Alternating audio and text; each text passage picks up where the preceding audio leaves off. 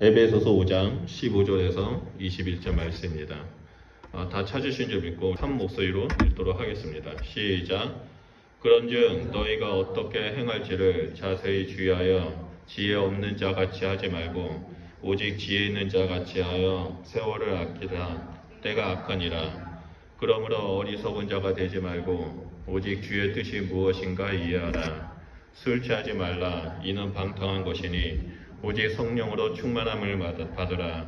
시와 찬송과 신령한 노래들로 서로 화답하며 너희의 마음으로 주께 노래하며 찬송하며 범사에 우리 주 예수 그리스도의 이름으로 항상 아버지 하나님께 감사하며 그리스도를 경외함으로 피차 복종하라. 아멘.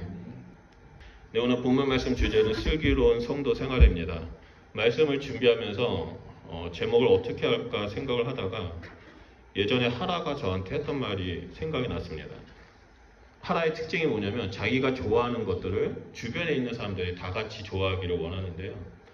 이전에 하라가 슬기로운 의사생활 그 드라마를 보면서 이제 그때부터 저한테 가끔씩 아빠 슬기로운 의사생활 꼭 보세요 라고 쫓아다니면서 얘기한 적이 있습니다. 말씀을 다 준비하고 제목을 어떻게 정할까 고민을 하다가 하라가 했던 그 말이 생각나가지고요. 슬기로운 성도생활이라는 주제로 한번 다뤄봤습니다.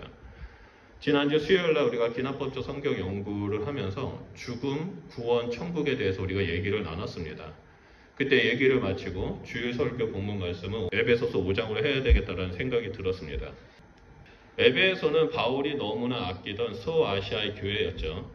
동해안과 서양을 이은 실크로드의 마지막 도시로서 경제적으로 번영했던 것이고 마술과 아데미 여신을 숭배하는 세속적인 도시였습니다. 또한 당시에는 이집트에 알렉산드리아 도서관하고 쌍벽을 이루는 셀수스 도서관이 있어서 전 세계에서 모인 학자들과 또한 공부를 하기 위해서 모인 지식층들이 모인 도시였습니다. 로마의 행정도시였고 교통, 문화, 세상 학문의 중심지였습니다. 그런 곳에서 바울이 3년 동안 머물면서 복음을 전하고 말씀을 가르쳤습니다. 그러나 에베소 교회에 바울은 로마 감옥에 갇혀서 편지를 씁니다. 바울이 편지를 쓴 이유는 에베소 교회의 성도들이 믿음 가운데 굳건히 서기를 바라는 마음이었습니다. 그래서 에베소 1장에서 3장까지는 신앙의 교리, 믿음이 무엇인지 그 교리에 대해서 기록하고요. 무엇을 믿어야 하는지에 대해서 가르쳐 줍니다. 그리고 4장에서 6절은 예수 그리스도를 믿는다면 어떻게 살아야 하는지 성도의 삶에 대해서 알려주고 있습니다. 특히 오늘 본문 말씀이 믿음을 소유한 그 성도들이 어떻게 살아야 하는지에 대한 핵심적인 내용이 기록되어 있습니다. 우리가 지난주 수요일날 주여 한다고 해서 다 천국에 들어가지 못한다라고 얘기를 나눴습니다. 오직 하늘에 계신 내 아버지의 뜻대로 행하는 자야만 천국에 들어갈 수 있다라고 결론을 내렸습니다. 그런 것처럼 바울은 에베소 교회 성도들에게 너희가 복음을 믿는다면 너희의 실생활에서 꼭 이렇게 살아야 해 라고 알려주는 것이 에베소입니다. 에베소에 기록된 말씀은 꼭 우리에게 하는 것 같습니다. 왜냐하면 우리가 살고 있는 이 시대도 에베소의 상황과 똑같기 때문입니다. 당시에는 셀수스 도서관이 있어서 전 세계 학문이 모여 있다면 오늘날 우리가 살고 있는 이 시대는 인터넷이 있어서 전 세계의 학문과 세상의 가치관들을 쉽게 접할 수 있습니다. 또한 에베소에 풍요의 여신이 있었다면 오늘날은 돈을 우상으로 섬기며 살아가도록 우리를 유혹하고 있습니다. 에베소 교회의 성도들은 입으로는 주를 시인하지만 삶 속에서는 세상의 가치관, 또한 탐욕, 음란함, 그 풍요를 쫓아 살아갔던 것처럼 오늘날도 동일하게 우리 삶 주변에 나타나고 있습니다. 이러한 상황 속에서 오늘 본문 말씀을 통해 예수 그리스도를 주라고 고백하는 성도들이 어떻게 살아가야 하는지를 좀 살펴보고자 합니다. 그 첫 번째로는 지혜로운 자가 되어서 세월을 아껴라 라고 말합니다. 15절과 16절 말씀입니다. 우리 다 같이 읽겠습니다. 시작. 그런즉 너희가 어떻게 행할지를 자세히 주의하여 지혜 없는 자 같이 하지 말고 오직 지혜 있는 자 같이 하여 세월을 아끼라. 때가 악하니라. 바울은 제일 먼저 한 말이 뭐냐면 지혜 없는 자 같이 하지 말고 오직 지혜 있는 자 같이 살라고 말합니다. 여기서 지혜롭다라는 헬라어적 원문 의미는 분별하다라는 뜻입니다. 현명하게 분별하라라는 의미이죠. 이 세상에서 현명하게 분별하면서 사는 것이 무엇이냐라고 또 물어봤을 때 바울이 이렇게 말합니다. 세월을 아끼는 것이 현명하고 분별하게 사는 것이다 라고 말합니다. 바울이 현명하고 분별하면서 세월을 아끼라라고 말하는 이유가 있습니다. 그것은 때가 너무나 악하기 때문입니다. 세상이 악하다라는 것은 종말의 심판이 가까이 왔다라는 것을 말하죠. 하나님의 심판의 때에 우리 주님이 구름 타고 나팔 소리와 함께 오실 그 날이 가까이 왔다라는 겁니다. 그런 우리들이 가져야 할 신앙이 바로 종말 신앙입니다. 초대교회 성도들은 늘 종말 신앙을 가지고 살았습니다. 초대교회 성도들의 대표적인 신앙하면 바로 종말 신앙입니다. 로마의 극심한 핍박으로 인해서 땅속에 숨어 살 때, 그리고 평안의 시기가 있다 할지라도 그들은 주님이 곧 오신다라는 그 종말 신앙을 가지고 살아갔습니다. 그런 종말 신앙이 있었기 때문에 이 땅에 미련을 두지 않았고 영원한 하나님의 나라를 소유한 채 믿음의 길을 걸어갔습니다. 그런데 언제부턴가 종말 신앙이 우리 곁에 사라졌습니다. 특히 현대에는 시한부 종말론자들이 나타나서 성도들을 유혹하죠. 우리가 잘 알고 있는 1998년에 다미 선교회가 나타나서 10월 28일 날 예수님 오신다라는 그런 거짓 메시지를 전했습니다. 그리고 2010년에 한국에 또 전쟁이 일어나고 또 종말이 나타난다라고 말하면서 사람들을 피지나 필리핀으로 도망가게끔 만들었던 그런 또 어리석은 일들도 있었습니다. 지금도 우리 주변에는 계속해서 우리를 유혹하고 시한부 종말론자들의 이단 사상이 우리 주변에 항상 있습니다. 그러다 보니까 교회에서 종말 신앙을 강조하는 일들이 줄어들고 있습니다. 또한 요한계시록을 전하는 그런 교회들도 줄어들고 있습니다. 우리가 이단들의 시한부 종말론을 경계해야 하는 것처럼 교회 내에서 우리 주님이 곧 오신다라는 그 종말 신앙이 사라지는 것 또한 우리는 경계해야만 합니다. 그래서 바울은 우리에게 현명하게 분별해서 세월을 아끼라라고 말합니다. 여기서 세월을 아끼라라는 말은 시간은 금이니까 시간을 잘 관리해서 사용하라라는 말이 아닙니다. 시간을 아끼라는 말은 시간을 구속하라, 시간을 사라는 말입니다. 이 땅에 살아가는 사람들이라면 누구나 하루 24시간이라는 공통된 시간을 주어주죠. 그럼에도 불구하고 시간을 사라고 말하는 것, 시간을 구속하라라고 바울은 말합니다. 그렇다면 시간을 사는 것과 시간을 구속하는 것은 무엇을 의미하는 것일까요? 그것은 바로 시간을 예수 그리스도의 뜻대로 살아가라는 것입니다. 그래서 바울이 17절에 이렇게 말합니다. 그러므로 어리석은 자가 되지 말고 오직 주의 뜻이 무엇인가를 이해하라라고 말합니다. 어리석은 자는 나에게 주어진 시간들, 내 마음대로 내 뜻대로 살아갑니다. 오직 지혜로운 자만이 예수 그리스도의 뜻대로 이 시간을 살아가고 있습니다. 이 말씀이 바로 오늘 본문에서 우리에게 주는 교훈의 핵심입니다. 하늘의 신령한 지혜를 소유한 우리가 그 지혜대로 이 땅에서 살아가는 것을 말합니다. 믿음을 행함으로 보이고 하늘에 계신 아버지 뜻대로 행하는 것입니다. 세상의 가치관과 풍요를 위해서 수단과 방법을 가리지 않고 살아가는 사람들과 구별되는 삶을 살라는 겁니다. 그런데 이 땅에는 그렇게 살지 못하는 그리스도인들이 너무나 많은 것 같습니다. 교회는 정치판이 되었고 하나님의 말씀이 중심이 되는 삶이 아니라 사람들의 머리수가 채워지는 그런 교회가 되고자 여러 가지의 이벤트와 여러 가지 행사를 하게 됩니다. 그 결과 교회는 세상의 조롱거리가 되고 결혼하지 말아야 할 대상 1위가 교회 다닌 사람이라고 말하는 그런 현실이 바로 오늘날입니다. 에베소 교회도 마찬가지였습니다. 바울이 가르쳤고 그 말씀으로 인해서 교회가 세워졌습니다. 하지만 바울이 떠나자마자 그곳에는 세상의 가치관들이 들어왔고 많은 사람들이 세상의 철학과 풍요의 신, 그 아데미의 거짓 메시지에 빠져가지고 스물스물 그 이단 사상 가운데 젖어들기 시작했습니다. 결국 누가 성도인지 누가 성도가 아닌지 구분하지 못하는 일들이 그 시대에 나타났습니다. 이것이 바로 인간의 한계입니다. 우리가 한순간이라도 하나님 말씀 가운데 머물지 않는다면 우리는 어리석은 자가 되어버린다는 것을 보여주고 있습니다. 그래서 성경은 끊임없이 성도들인 우리에게 어떻게 살아야 하는지를 말해주고 있습니다. 대표적인 것이 야고보죠. 행함을 믿음으로 보여라라고 말하기도 하고, 갈라디아서에서는 이렇게 말합니다. 갈라디아서 3장 3절을 보면 너희가 이같이 어리석으냐, 성령으로 시작하였다가 이제는 육체로 마치겠느냐라고 책망합니다.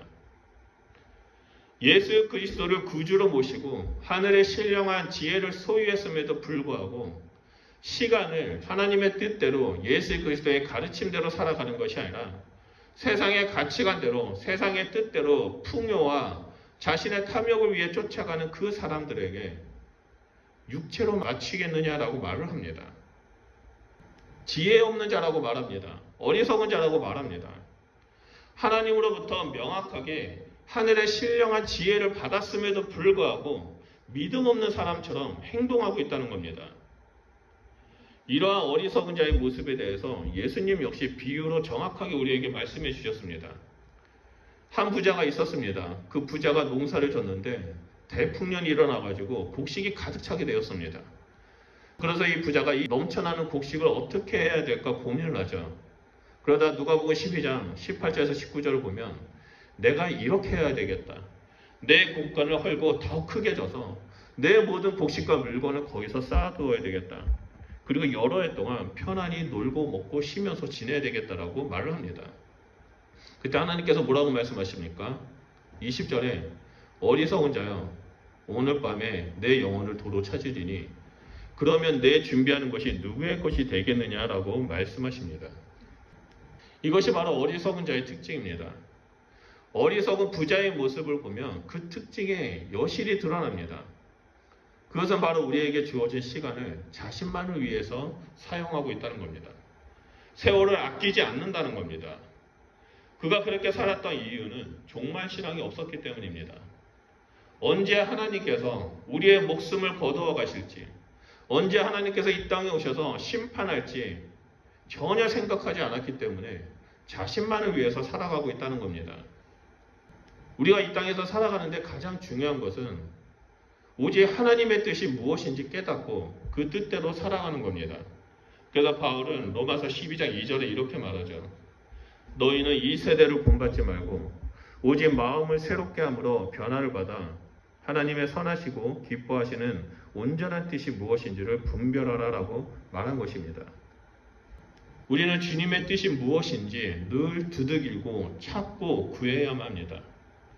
오직 주님의 뜻을 알아서 현명하게 세상을 분별하는 지혜로운 자가 되어서 우리에게 주어진 24시간이라는 시간 속에서 하나님의 뜻에 이르며 세월을 아끼는 자가 되어야 한다는 것을 말씀을 통해서 우리에게 얘기해주고 있습니다.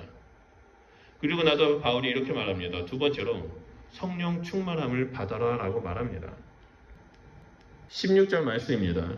16절 말씀을 보면 술 취하지 말라 이는 방탕한 것이니 오직 성령으로 충만함을 받으라입니다. 말씀을 보면 바울은 술 취함과 성령 충만함을 서로 대조시킵니다. 먼저 술 취하지 말라고 명령하죠. 그 이유는 술 취하면 방탕해지기 때문입니다. 이 술 취하는 문제는요, 초대교회의 심각한 문제 중에 하나였습니다. 술 취한 것 자체가 문제가 되는 것이 아니라 그로 인해서 생활이 무절제하게 되고 하나님 말씀에서 떠나가게 되고 방탕하며 탐욕과 음란한 가운데 빠져버리게 되었기 때문에 초대교회에서는 이 술 취함이 엄청난 큰 문제였습니다. 오늘날도 마찬가지이죠. 이 술에 취한 자들은 육체의 탐욕에 따라 살아가는 자입니다. 그럼에도 불구하고 술 취하지 말라라는 말씀에 대해서 오해하시는 분들이 있습니다. 성경에는 술을 취하지 말라고 하셨지 술을 마시지 말라고 하지 않았다라고 말하는 분들이 있습니다. 또 이런 비슷한 질문이 있죠. 성경에는 담배 피우지 말라는 말씀이 있다라고 말하는 분들도 있습니다. 근데 이러한 말들은 성경을 제대로 읽지 않았거나 또한 성경을 모르는 분들이 말하는 겁니다. 성경은 끊임없이 우리에게 술에 대해서 무섭게 경고합니다. 오늘 본문 말씀뿐만 아니라 로마서, 고린도전서, 디모데후서, 잠언, 신명기, 예레미야, 이사야, 하박국 등등 말씀을 보면 술에 대해서 완전히 무섭게 경고합니다. 제일 많이 나오는 내용이 술 취하지 말라라는 내용이 나오고 또 다른 곳에서는 술은 쳐다보지도 말라라고 말합니다. 술을 사람들에게 주지 말라, 접대하지 말라라고 말합니다. 그런 자들에게는 하나님 나라의 유업을 받지 못할 것이다라고 경고합니다. 그리고 담배도 마찬가지죠. 고린도전서 3장 16절에서 17절을 보면 우리의 몸이 하나님의 성전이라고 말합니다. 성령님께서 우리 안에 거하신다라고 말하죠. 그래서 누구든지 하나님의 성전을 더럽히면 하나님이 그 사람을 멸시하리라. 하나님의 성전은 거룩하니 너희도 그러하니라 라고 말합니다. 그렇기 때문에 우리는 우리의 몸이 하나님의 성전임을 기억하면서 늘 거룩한 가운데 서 있어야만 합니다. 우리의 몸에는 성령님이 거하시는 성전입니다. 바울은 오직 성령으로 충만함을 받으라라고 말합니다. 술 취함과 성령 충만함은 서로 공존할 수 없습니다. 술은 성령의 충만함을 소멸시키고 반대로 성령 충만함은 술 취함을 소멸시켜버립니다. 이 술 취함과 성령 충만함은 공통점이 있습니다. 그것은 바로 둘 다 사람을 지배하는 특징을 가지고 있다는 겁니다. 술은 사람을 지배하고 이성을 마비시킵니다. 그래서 사람을 방탕하게 만듭니다. 하지만 성령이 충만한 사람은 성령의 지배를 받으면서 이 땅에 그리스도인으로서 살아가도록 우리를 인도해 준다는 겁니다. 근데 여기서 많은 분들이 성령 충만함에 대해서 오해하십니다. 많은 분들이 성령 충만함 하면 이런 생각을 하죠. 내 마음 가운데 뜨거운 것이 막 불 붙듯이 일어나는 것을 성령 충만함이다라고 생각하는 분들이 있습니다. 또는 성령의 은사가 내 삶 가운데 가득 나타나서 초자연적인 능력을 행하는 것을 성령의 충만함이다라고 오해하시는 분들이 있습니다. 그래서 이러한 분들은 어떻게 해서든지 성령 충만함을 위해서 기도할 때 뜨거워지는 그 마음, 눈물이 흘러나도록 기도하는 데 집중합니다. 그리고 성령의 은사가 내 안에 나타나기를 계속 집중하면서 하나님 앞에 달라고 기도합니다. 이러한 것들은 성령 충만함의 가정이지 성령 충만함의 온전한 의미가 되지 않습니다. 바울이 18절에 오직 성령으로 충만함을 받으라라는 이 정확한 의미를 우리가 알아야만 합니다. 성령 충만함을 받으라는 의미를 이해할 때 가장 좋은 이미지가 있습니다. 그것은 사진에 나오는 것처럼 바다 한가운데 엔진이 없는 범선, 즉 바람에 의해서 그 돛으로 움직이는 그 배를 상상하시면 됩니다. 바다에 바람이 불지 않는다면 이 배는 움직이지 않습니다. 바람이 불어야지만 이 돛에 바람을 받아서 배가 움직일 수 있습니다. 그런 것처럼 성령 충만하다는 것은 성령이 배인 우리를 바람으로 불어서 소원의 항구로 이끄시는 것을 말합니다. 이것이 바로 성령 충만한 삶입니다. 여러분 한번 생각해 보시기 바랍니다. 한번 상상해 보시기 바랍니다. 성령의 바람이 우리의 삶 가운데 계속해서 불러서 우리를 동쪽으로 인도하고 계시는데 우리는 성령의 바람과 반대로 열심히 노를 저어서 서쪽으로 가려고 노력한다라고 생각해 보시기 바랍니다. 그러면 우리의 삶은 동쪽도 가지도 못하고 서쪽도 가지도 못하고 결국 한가운데서 맴돌다가 침몰하게 될 것입니다. 이것이 바로 어리석은 자의 모습의 특징입니다. 어리석은 사람은 술 취하는 자는 분별하지 못합니다. 하지만 지혜로운 자는 성령의 바람이 불 때 성령님께서 나를 이렇게 인도하시는구나. 나를 이렇게 바람을 불어서 이쪽으로 행하도록 하시는구나 라는 것을 깨닫게 합니다. 그래서 성령의 바람을 느끼고 세월을 아끼면서 하나님의 뜻을 이루며 하나님의 품을 향해 달려나가게 됩니다. 그렇기 때문에 우리는 성령님 앞에서 모든 힘을 빼야만 합니다. 성령님 앞에서 열심히 노를 젓는 것이 아니라 그 성령님의 주권을 인정하면서 성령님의 바람에 그 성령님의 물결에 그 성령의 흐름에 우리의 삶을 온전히 내던져야 한다는 거죠. 그래서 성령님이 말씀하신 것을 듣고 그 말씀대로 우리는 살아가야 한다는 것을 보여줍니다. 그렇게 성령님을 따르는 삶을 살아갈 때 어떤 일이 일어납니까? 바로 셋째로 예배자의 삶을 살게 됩니다. 19절에서 21절 말씀입니다. 말씀을 보면 시와 찬송가 신령한 노래들로 서로 화답하며 너희의 마음으로 주께 노래하며 찬송하며 범사에 우리 주 예수 그리스도의 이름으로 항상 아버지 하나님께 감사하며 그리스도를 경외함으로 피차 복종하라 라고 나옵니다. 성령의 지배를 받는 사람은 이 땅에서 예배자의 삶을 살아가게 됩니다. 근데 많은 사람들이 성령으로부터 지배받은 삶은 신유의 은사, 예언의 은사, 여러 가지 다양한 은사를 행하며 사는 것으로 여깁니다. 여기서 우리가 기억해야 하는 것은 은사가 아무리 풍성하다고 해서 성령 충만한 삶이라고 여겨서는 절대 안 됩니다. 왜냐하면 그 고린도 교회의 모습을 보면 우리는 충분히 알 수 있습니다. 바울 시대의 고린도 교회는 온 성도가 성령의 은사를 받았습니다. 성령의 은사가 고린도 교회 가운데 가득 넘쳤습니다. 방언, 방언통역, 병곤침, 예언, 영분별, 지혜, 지식의 은사까지 합쳐서 모든 은사들이 그 고린도 교회에 가득 찼습니다. 없는 은사가 없었죠. 하지만 은사가 가득 찼지만 고린도 교회는 하나 되지 못하고 서로 분열되었습니다. 분명 은사가 풍성한데 이 은사가 풍성하면 성령으로 하나가 되는 교회가 되어야 하는데 고린도 교회는 그러지 못했습니다. 아볼로파, 바울파, 게바파, 그리스도파 여러 가지 파벌들이 생기면서 서로 자신의 뜻과 틀리다라고 생각할 경우 서로 맞서면서 싸우고 결국엔 교회가 분열이 되었습니다. 왜 그렇게 되었습니까? 방금 19절 21절 말씀처럼 그들의 삶 가운데 성령의 충만함이, 성령의 인도하심이 예수 그리스도의 뜻이 없었기 때문입니다. 우리 다시 19절에서 21절 말씀을 다 같이 읽어보도록 하겠습니다. 시작. 시와 찬송과 신령한 노래들로 서로 화답하며 너희의 마음으로 주께 노래하며 찬송하며 범사에 우리 주 예수 그리스도의 이름으로 항상 아버지 하나님께 감사하며 그리스도를 경외함으로 피차 복종하라. 아멘. 방금 읽었던 말씀을 한마디로 말한다면 성령 충만한 성도들의 모임입니다. 성령의 인도하심에 따라, 성령의 바람에 따라 움직이는 그 성도들이 다 같이 교회에 모여서 찬송과 노래를 서로 화답한다고 말합니다. 그리고 범사에 감사를 드린다고 말하죠. 서로 존중하면서 섬김으로 하나됨을 이룬다는 겁니다. 그렇기 때문에 우리는 이 성령 충만한 삶이 무엇인지를 우리는 정확하게 이해해야 합니다. 은사가 가득하다고 해서 성령의 충만한 삶을 사는 것이 아닙니다. 고린도 교회를 정말 우리는 깊이 묵상해야 합니다. 서로 하나됨을 이루고 서로 권면하고 서로를 격려하면서 함께 하나님 앞에 나아가 예배하고 찬양하고 경배드리는 그러한 삶이 바로 성령 충만한 삶입니다. 그런데 언제부턴가 예수 그리스도를 믿는 것과 성령 충만한 것에 대한 그 참된 의미가 변질되었습니다. 예수님을 믿는 것은 천국행 티켓을 구매하는 것이라고 여깁니다. 그래서 죄로 인해서 죄책감을 벗어나려고 노력합니다.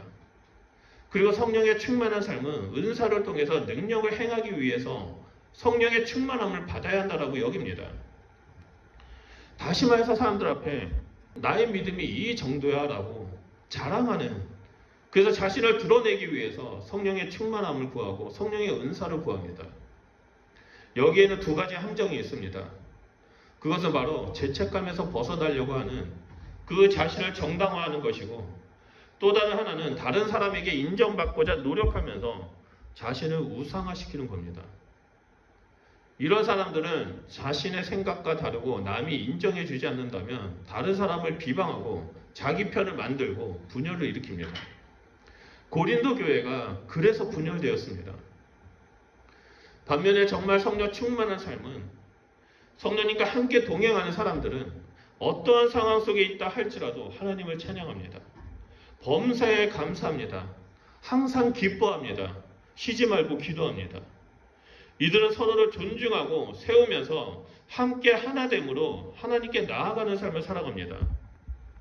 사도 바울은 감옥에 갇혔을 때 신라와 함께 박수를 치면서 하나님을 찬양했습니다.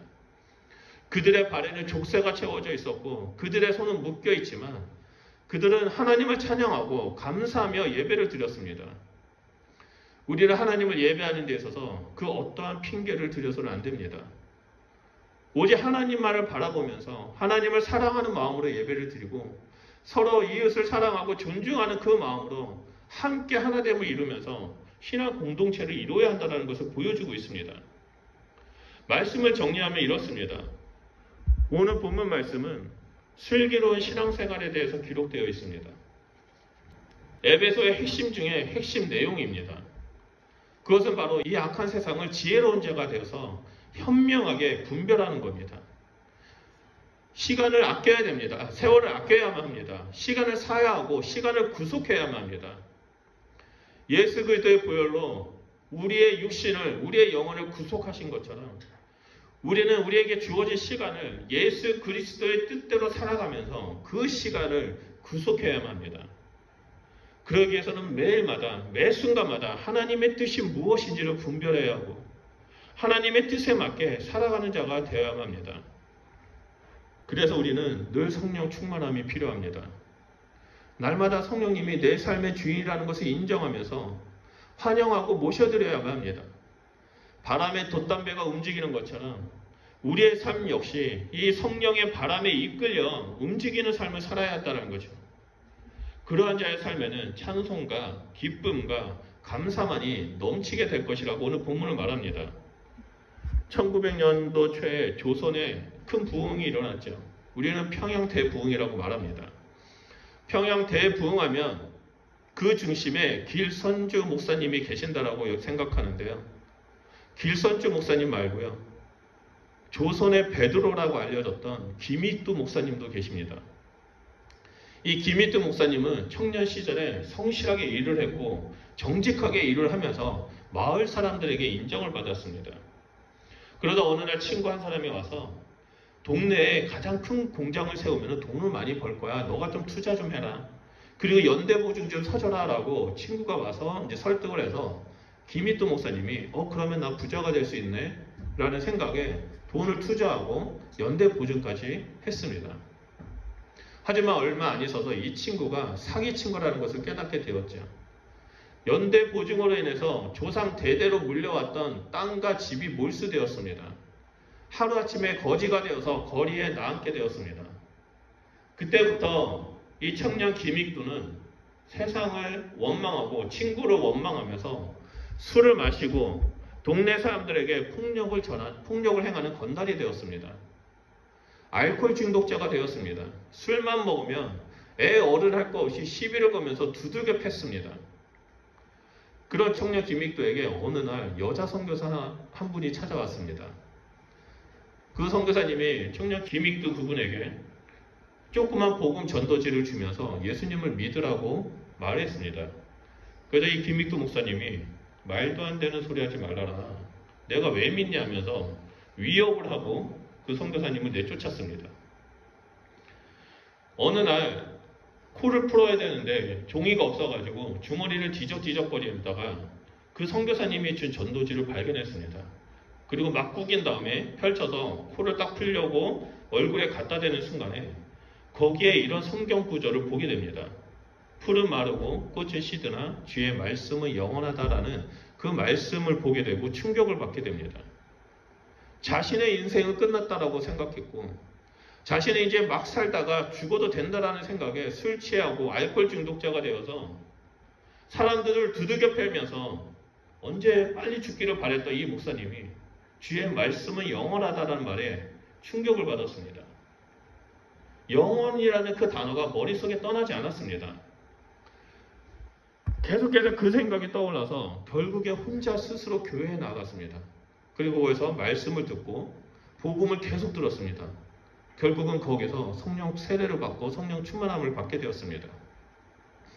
성령 충만함을 받은 그 순간 청년 김익두는요, 시장과 마을을 돌아다니면서 내가 두들겨 팼던 사람들, 내가 술을 먹고 돈을 주지 않았던 사람들, 내가 괴롭혔던 사람들을 찾아다니면서 무릎을 꿇고 용서해 주십시오. 제가 잘못했습니다. 내가 예수님을 믿고 나니까 제가 잘못했다는 것을 깨닫게 되었습니다라고 고백하면서 울면서 진심으로 회개했다고 합니다. 위에 이분은 목사가 되어서 몽둥이를 들었던 손에는 성경을 들었고 술을 들었던 손에는 전도지를 들면서 복음을 전하러 다니기 시작했습니다. 김익두 목사님의 삶을 보면서 많은 사람들이 예수님이 살아계신다는 것을 보게 되고 교회에 나와서 예배하게 되었습니다. 그리고 그 교회가 서울에 있는 승동교회라고 합니다. 엄청난 교회가 되어서 많은 사람들이 나와서 함께 예배를 드리게 되었죠. 그렇게 복음을 전하는 삶을 살다가 1950년 10월 13일에 새벽 예배를 드리던 중에 인민군의 군사 한 명이 총을 쏴서 이 목사님을 죽여버렸습니다. 김익두 목사님의 삶은 우리에게 많은 것을 얘기해 줍니다. 성도의 삶이 무엇인지, 성령 충만한 삶이 무엇인지를 우리에게 보여주고 있습니다. 돈을 쫓고 살다가 사기를 당했습니다. 모든 것을 자포자기하고 술 취한 채 깡패가 되었습니다. 자신의 힘으로 살려고 했었고 이제 내 인생은 끝났다, 빨리 죽기만을 바라면서 방탕하게 살았습니다. 그런 그가 예수님을 구주로 받아들이고 성령 충만함을 경험하게 됩니다. 성령님께서 인도하신 대로 그 뜻대로 발걸음을 움직이면서 사람들을 찾아다녀서 잘못을 구합니다. 죄송합니다. 용서해 주십시오. 그리고 성령의 뜻대로 사람들을 찾아다니면서 복음을 전합니다. 풀은 마르고 꽃은 시드나 주의 말씀은 영원합니다라고 사람들에게 알리기 시작합니다. 그리고 하나님의 말씀을 붙잡고 이 땅에서 함께 거룩한 삶을 살아가자라고 격려하면서 교회를 이루기 시작합니다. 결국엔 평양 대부흥의 그 중심에 서서 이 땅에 하나님의 말씀을 전하는 조선의 베드로가 되었습니다. 그런 것처럼 우리가 교회를 다니고 예수님을 구주로 믿는 자라면 우리는 세상과 구별된 삶을 살아야만 합니다. 성령의 충만함을 받아 성령님의 말씀대로, 성령님의 인도하시는 대로 우리는 살아가야 한다는 겁니다. 성령님께서 조명해 주셔서 하나님의 뜻이 무엇인지를 우리가 분별하고 그것을 행함으로 믿음으로 드러내는 자가 되어야만 합니다. 또한 날마다 성령 충만함 가운데서 진리의 길을 걸어가는 자가 되어야 한다는 거죠. 오늘 함께 예배드리는 우리 성도님들은 삶 가운데 차고 넘치는 그 성령의 충만하심, 성령의 기름 부으심이 있기를 소망합니다. 성령의 충만함으로 성령님께서 인도하시는 대로 하나님의 말씀에 따라 하나님의 뜻에 따라 살아가는 주님의 백성이 되시기를 축복합니다. 주여 주여 하는 자마다 다 천국에 갈 수 없습니다. 오직 아버지의 뜻대로 행하는 자야만 그 천국에 들어갈 수 있습니다. 하나님은 우리 모두가 지혜로운 성도가 되기를 원하고 계십니다. 오직 세상을 분별하고 오직 하나님의 뜻을 이루는 자가 되기를 원하고 계십니다. 그래서 세상에서 빛과 소금의 역할을 감당하기를 원하고 계십니다.